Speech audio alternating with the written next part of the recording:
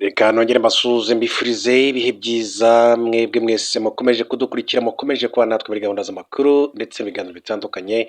Ndabizi ko mudukurikiye muri benshi muri hirya no hino mu bice bitandukanye mu Rwanda no hanze y'igihugu cy'u Rwanda. Twihuse tudatinze reka tugaruke ku makuru atandukanye azindutse avugwa uyu munsi mu gitondo cyo ku itariki ya 15 ukwezi kwa karindwi 2026. Turebera hamwe bwa mbere hamenyekanye ikihishe inyuma y'urupfu rwa Kabuga Felicien. Uyu yari umunyemari ukomeye cyane mbere gato ya jenoside yakorewe abatutsi mu mwaka w'igihumbi kimwe magana cyenda 1994, gusa agakurikiranwaho uruhare mu gutegura ndetse no gushyira mu bikorwa jenoside ndetse no gutera inkunga jenoside yakorewe abatutsi mu gihumbi kimwe magana cyenda 1994. Navuga ko yari umuterankunga ukomeye cyane wa radiyo ya RTRM yagiye icengeza cyangwa se ikora icengezamatwara rigamije gukangurira abahutu kwica abatutsi mu gihumbi kimwe magana cyenda 1994. Ikishe rero uyu mugabo nibwo bwa mbere kimaze kwemezwa cyangwa se gutangazwa. Mbere gato yuko nza kukigarukaho, reka mbanze babwire ko mu makuru mu buryo bw'incamake nk'uko mumaze kumenyera, babwire ko urukiko rwisumbuye rwa Nyarugenge rwatangiye kuburanisha urubanza mu mizi rw'umushoramari w'umushinwa witwa Bill Cheung uregwa ibyaha birimo icyo kwihesha ikintu cy'undi hakoreshejwe uburiganya n'icyaha cy'izandonke. Bill Cheung n'abamwunganira basabye urukiko ko urubanza rwabera muhezo kubera impamvu zishobora kandi kuvugirwamo. Nyuma y'uko urukiko rusuzumye ubusabe bw'uregwa rwemeje ko urubanza rukomereza mu muhezo, abari mu cyumba cy'iburanisha barasohoka. Urubanza rwakomereje mu muhezo ariko haburanwa ku nzitizi yatanzwe n'uruhande rw'uregwa, bityo ikazabanza kandi gusuzumwa mbere y'iburanisha ry'urubanza mu mizi. Biteganyijwe ko icyemezo cy'urukiko ku nzitizi yatanzwe na Bill Cheung kizatangazwa ku itariki ya 17 Nyakanga 2026. Nyuma y'icyemezo ku nzitizi yatanzwe nibwo hazamenyekana niba urubanza rugomba kandi gukomeza n'igihe ruzaburanishirizwa. Mu rubanza mu mizi niho hamenyekanye icyifuzo cy'ubushinjacyaha kuwo burega n'imyiregurire ye ku mikorere y'ibyaha bamukurikiranyeho. Bill Cheung akurikiranyweho icyaha cyo kwihesha ikintu cy'undi hakoreshejwe uburiganya n'icyaha cy'izandonke. Ni ibyaha bivugwa ko bishingiye ku myenda yarenga miliyoni 51 ndetse na bihumbi 600 y'amadolari y'Amerika Bill Cheung yafashe mu bacuruzi bo muri Uganda binyuze mu mishinga yari yemeye kandi gukora ariko ntiyayirangiza. Yafatiwe mu Rwanda cyane ko naho ahafite ibikorwa by'ishoramari, akaba afungiwe mu igororo rya Nyarugenge riherereye i Mageragere. Uyu mushoramari yaherukaga kandi mu rukiko mu mpera za Kamena 2026, aho yasabaga urukiko rwisumbuye rwa Nyarugenge gufungurwa by'agateganyo mbere y'urubanza mu mizi. Ni icyemezo urukiko rwavuze ko ibyo gusaba ko afungurwa ngo abone uko yivuza, kureba umubyeyi we urwaye n'ibindi rutabyitaho ngo bihabwe ishingiro. Rwasanze ikirego cya Bill Cheung gisaba ko afungurwa by'agateganyo mbere y'urubanza mu mizi nta shingiro gifite. Icyemezo cy'urukiko gishimangira ko akomeza gufungwa by'agateganyo, bisobanuye ko agomba kandi gutegereza iburanisha ry'urubanza mu mizi akamenya niba ahabwa ibihano cyangwa se agirwa umwere ku byaha akurikiranyweho. Mu makuru kandi yandi mu buryo bw'incamake, reka mbabwire ko Uburusiya bwashinja Ukraine gukora ibikorwa by'iterabwoba nyuma y'uko ibitero byayo byongereye ku bwato buri mu nyanja ya Azov ikoreshwa mu gutwara hafi 1/4 cy'ibicuruzwa by'ingano by'Uburusiya. Umuyobozi w'ingabo za Ukraine zishinzwe indege zitagira abapilote yavuze ko drone za Ukraine zateye ubwato 11 mu Burusiya bw'Uburusiya yari muri iyo nyanja mu ijoro ryakeye.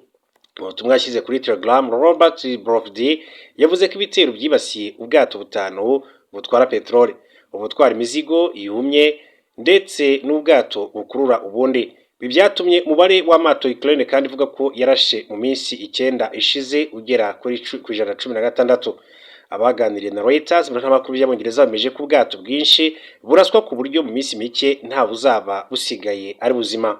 Umukozi wo mu gisirikare cya Ukraine yabwiye Reuters ko ingabo zayo zirasa ibikoresho bya gisirikare cyangwa ibindi bifasha kongera kandi ubushobozi bw'Uburusiya mu ntambara.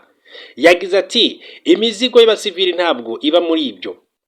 Iyo Uburusiya buvuga ko barashe ubwato bw'imizigo y'abasivili, baba bashaka impamvu yo gusobanura ibitero byabo ku bikorwa remezo by'abasivili muri Ukraine. Uburusiya bwongera ibitero ku byambu bya Ukraine byo ku nyanja y'umukara kuva mu mpera z'umwaka ushize.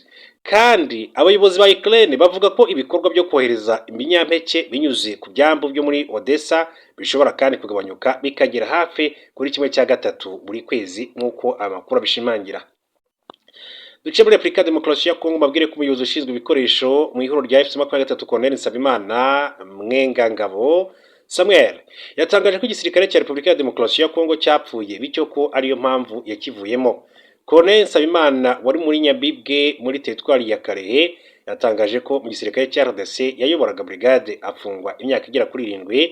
Yasobanuye ko agifungurwa umugore we yamusabye kuva i Kinshasa. Uyu murwanyi yavuze ko yabonye abavandimwe be mu burasirazuba bwa RDC nta mahoro bafite bamaze imyaka myinshi cyane bahunga, afata icyemezo cyo gusanga abarwanyi ba FC23 muri Canzu muri teritwari ya Rucuru. Agize ati njye nk'umuyobozi wa FARDC nayoboraga brigade ariko abavandimwe banjye ntibari bafite amahoro, njye ubwanjye ntacyo nashoboraga rero kuvuga, bishwe ati sinashoboraga kandi kuvuga, bahura n'ibibazo sinashoboraga kugira icyo mvuga, niyo babaga kandi bahunze sinashoboraga kuvuga. Uyu murwanyi yakomeje agira ati nafashe icyemezo cyo kwiyunga kuri bagenzi banjye muri Canzu, baduhugura neza. Iyo uvuye muri FARDC uhabwa amahugurwa muri M23, niyo mpamvu kandi turi kumwe. Ati mu rugo ababyeyi batangiye kandi kugaruka buhoro buhoro. Colonel Nsabimana agaragaje ko igisirikare cya Repubulika ya Demokarasi ya Kongo cyishwe n'ibibazo byinshi cyane, asobanura ko AFC23 ariko igisirikare gikora kinyamwuga kandi gifite ubushobozi bwo kurinda umutekano w'igihugu. Ati ni FARDC yarapfuye, ati ntiriho, abo dufata mpiri, ati turabigisha, wazarendo baraza, nyatura baraza, mayimayi baraza, ati baze ku bwinshi, ati tuzabakira neza, tubigisha igisirikare cyiza maze dukomeze kandi twubaka igihugu cyacu. Se wa Colonel Nsabimana wari mu baturage bakiriye uyu murwanyi muri Nyabibwe yatangaje ko atewe ishema no kuba kandi yarabyaye umwana w'umusirikare, amushimira ko yafashe icyemezo cyo kwiyunga kuri AFC M23 nk'amakuru abishimangira. Reka rero nk'uko nabibabwiye mu ntangiriro z'aya makuru yacu turebere hamwe icyishe cyangwa se cyari cyishe nyuma y'urupfu rwa Kabuga Felicien. Uyu Kabuga Felicien rero akaba yaraguye ku isahani ibyavuye mu iperereza ku rupfu rwe. Ku mugoroba wa tariki ya 16 Gicurasi 2026 ahagana amasaha ya saa 12 urwego mpuzamahanga rushinzwe imirimo y'isigarira y'inkiko mpanabyaha mpuzamahanga RMCT rwatangaje ko Kabuga Felicien ukurikiranyweho uruhare rukomeye muri jenoside yakorewe Abatutsi mu 1994 yapfuye. Kabuga wafatwaga nk'umuterankunga ukomeye cyane wa jenoside yapfuye hashize hafi imyaka igera kuri 3 RMCT yahagaritse urubanza rwe, isobanura ko atagifite ubushobozi bwo kuburana bitewe n'uburwayi buterwa n'izabukuru burimo no kwibagirwa. RMCT yahise itangaza ko idosiye ya Kabuga wari ufungiye by'agateganyo irahe yahagaritswe burundu. Uyu mucamanza Alphonse Olier inshingano yo gutanga iperereza kugira ngo amenyekane ukuri ku cyateye urupfu rwe. Tariki ya 6 Nyakanga Olier yagejeje kuri perezida wa RMCT Graciela Gati Santana raporo isuzuma ryakozwe ku rupfu rwa Kabuga Felicien. Muri raporo y'impapuro 13 ishingiye ku biganiro yagiranye n'abakozi n'abayobozi bo muri gereza ya Loni, Olier yasobanuye birambuye byabaye imbere y'urupfu rwa Kabuga n'ibyakurikiyeho byashingiweho mu kwemeza igishobora kandi kuba cyaramwishe.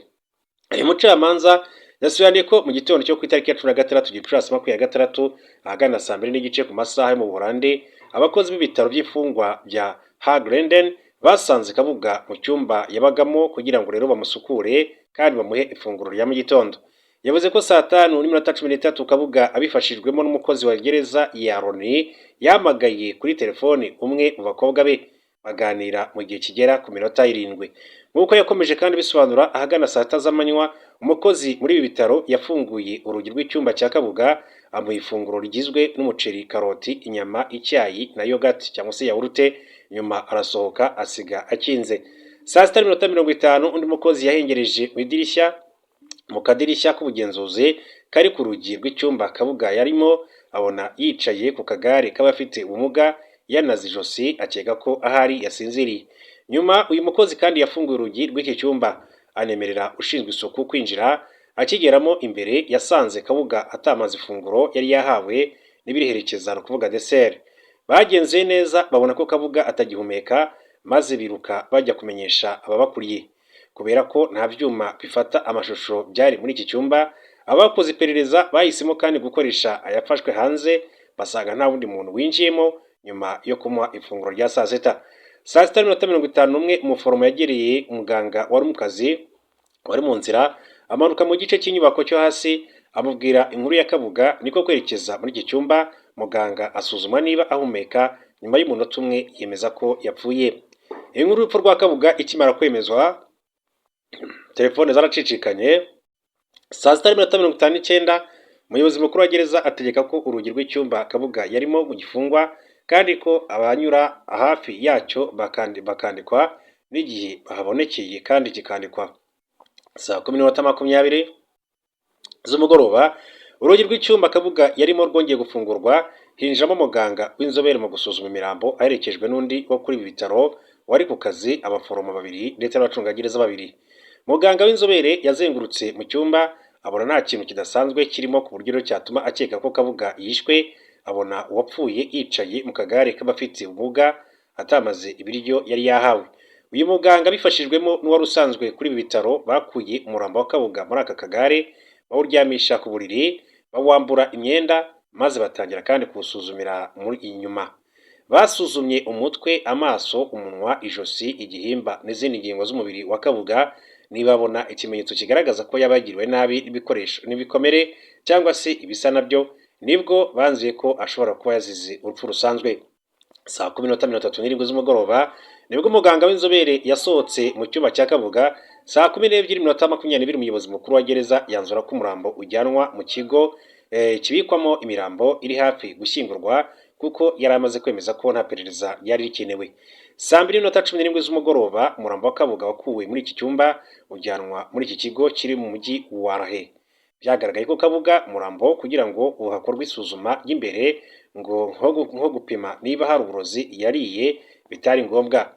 Tariki ya 20 Gicurasi 2026 ushinzwe ibikorwa byo gusuzuma ibimenyetso bya gihanga muri Hangladen yatanze indi raporo ivuga ko Kabuga yishwe n'indwara y'umutima, ashimangira ko isuzuma umurambo ry'imbere ridakenewe.